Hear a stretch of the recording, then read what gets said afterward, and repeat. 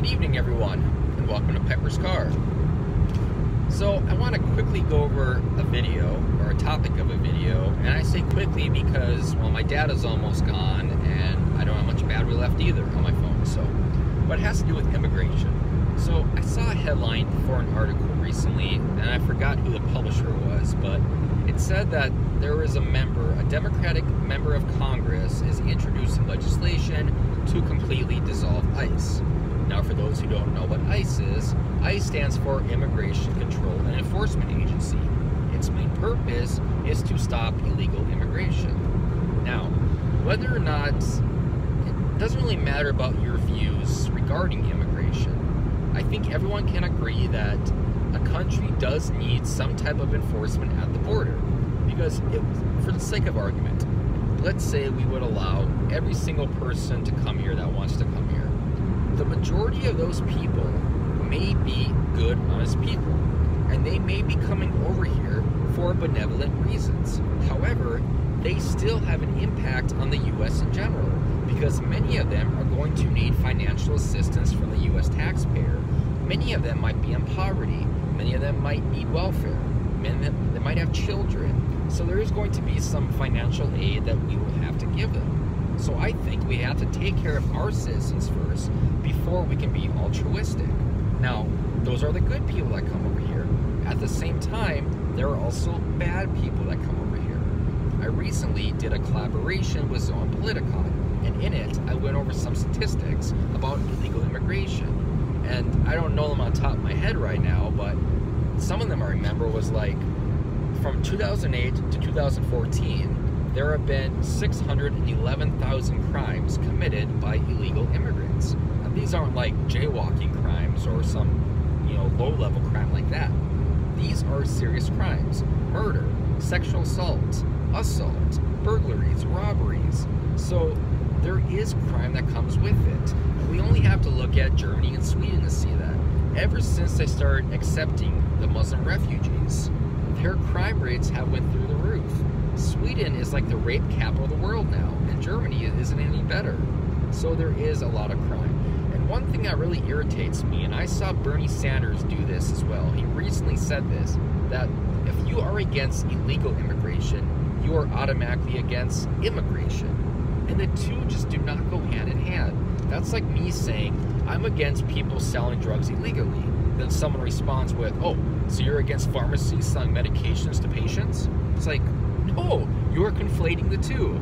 That's like me saying I'm against people who use drugs illegally. And then someone responds with, oh, so you don't think sick people should take drugs for their diseases? It's like, what are you doing? You cannot do that. You cannot conflate the two like that.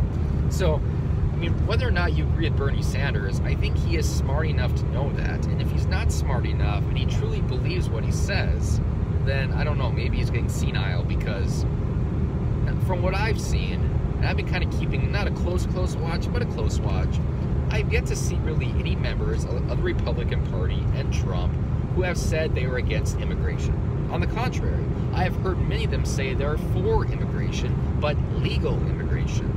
Not one that I've heard said they were against immigration. So I don't know where this notion is coming from, that they are automatically against all immigrants. To be honest, from a personal perspective, I would like us to actually reduce the amount of immigrants we actually accept. As of right now, we accept roughly 50,000 a year. Now that kind of swings back and forth. It's between like 40,000 and 75. I would like to cut that number in half even, or even take it even lower, like 15,000 a year. And the reason isn't because I'm a bigot, it isn't because I'm a demagogue, it is because I think we should make sure our family members are fed before we invite guests over for dinner. I think that is the best way to describe it. We should take care of our citizens first, and then after that, you can take care of other citizens. But until that happens, we have to look out for America's interests. Some people might say, oh, you're a white nationalist. No, not at all. And if that is nationalism, then yeah, I am a proud nationalist. There's nothing wrong with nationalism. Nationalism gets actually a bad name. It really does, because people think, well, Hitler was a nationalist. Look what he did. Well, so was FDR. FDR was an ultra-nationalist. Gandhi was a nationalist, and he was a socialist. So the term nationalist is not a bad name. when you get called a nationalist, you shouldn't view it as denigration. You should be like, yeah, I'm proud of my country. I'm a patriot. I love what my country does, and I think we should continue doing it. So, oh wow. I just had an armored car drive by me. It probably has a lot of money in there. Kind of reminds me of the movie Heat with Robert De Niro and Val Kilmer, and that was a really good movie, but I digress. Let's see, I'm at 5 minutes. Okay, I'll probably wrap this up here quick. I guess, yeah, just to summarize quick. Being against illegal immigration doesn't mean you're against immigration. And although a lot of these immigrants that are coming here against, that are violating the law by coming here, they're probably good people, but at the same time, bad people do come. And we have to take care of American people first before we take care of other citizens of other countries. So we should definitely take care of America first. We should actually, in my opinion, reduce the amount of legal immigrants coming over here until we get our stuff figured out, and then we can raise that number back up. It's sad to say, but it's the truth.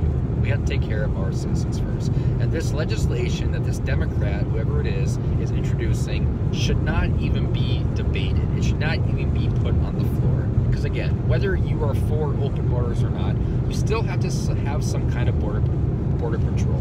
Because what happens if all of a sudden a lot of terrorists come over? Then what? You allow terrorists into your country willy-nilly without any type of supervision.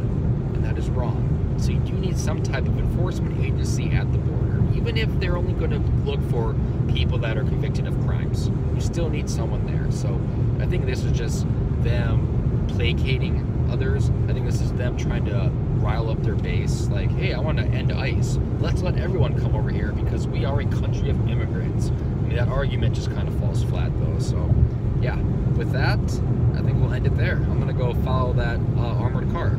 No, just kidding. Don't take that seriously.